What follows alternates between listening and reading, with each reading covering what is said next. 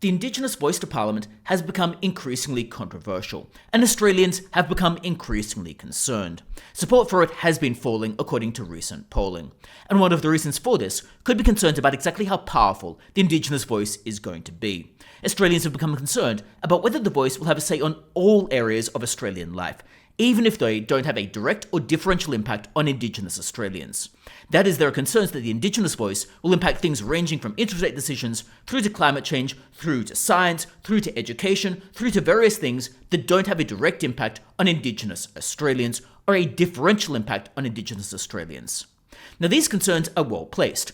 After all, the proposed constitutional amendment specifically says, the Aboriginal and Torres Strait Islander voice may make representations to the Parliament and the Executive Government of the Commonwealth on matters relating to Aboriginal and Torres Strait Islander peoples. Notably here, it can make representations on matters relating to, not matters that are directly relating to or differentially related to, just matters that relate to Aboriginal and Torres Strait Islander peoples. This encompasses everything. Everything can impact Aboriginal and Torres Strait Islander peoples, much like everything can impact every Australian. For example, interstate decisions impact Aboriginal and Torres Strait Islander peoples in the same way as they impact everyone else. Similarly with climate change policies. The major concern, of course, is that the voice is giving a special power to a subset of the community, and that power is coming from access. After all, having access to the executive government, having access to the RBA, having access to policymakers gives power. Having funding gives power. The voice will have both funding and access, and more funding and access than every other Australian is going to have.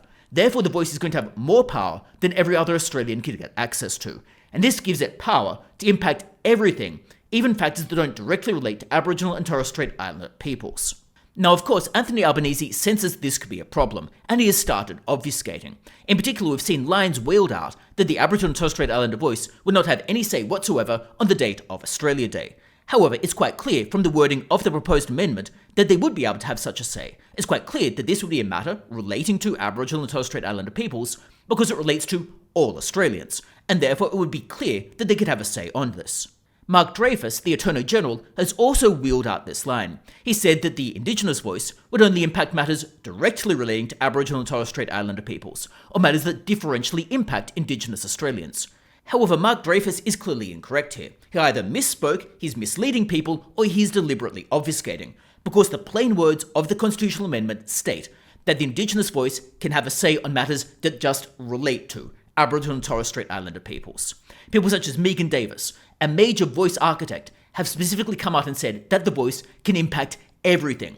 She specifically said it would have a broad remit. She's specifically been involved in the Uluru Statement and the design of the voice. And if she's stating that it would have this broad remit, then it is quite clear that it would. She, after all, is a professor of constitutional law. And indeed, many constitutional law professors have come out after Anthony Albanese's statements and Mark Dreyfus's statements and specifically clarified that the Indigenous voice would be able to impact everything. Not just matters that directly relate to Aboriginal and Torres Strait Islander peoples, not just matters to do with, for example, education in Indigenous communities or education of Indigenous Australians. It's matters that relate to everyone and don't have a differential or direct impact on Indigenous Australians. This obviously gives the voice incredibly broad power, and here it appears that Anthony Albanese and the Labor Party are trying to obfuscate. They're trying to downplay the powers that are inherent in the Indigenous voice. They're trying to mislead Australians into thinking that the Indigenous voice has less power than in fact it would. They're trying to mislead Australians into thinking that the voice is only going to impact some things, only going to impact things that directly relate to Indigenous Australians. Rather, it is in fact going to influence everything. And Anthony Albanese and the Labor Party are trying to mislead Australians into exactly the powers of the Indigenous voice, and trying to mislead Australians into what the Indigenous voice is actually going to do. And this in itself is a reason to vote against the Indigenous voice. Not only the concerns about exactly how powerful it's going to be, but the type of rhetoric that is going on to try to prop it up. The misleading and obfuscating rhetoric surrounding the Yes campaign that is trying to convince people that the voice is something other than what it actually is. And this is why many Australians are souring on the idea of the Indigenous voice, and why support for the Indigenous voice has been falling.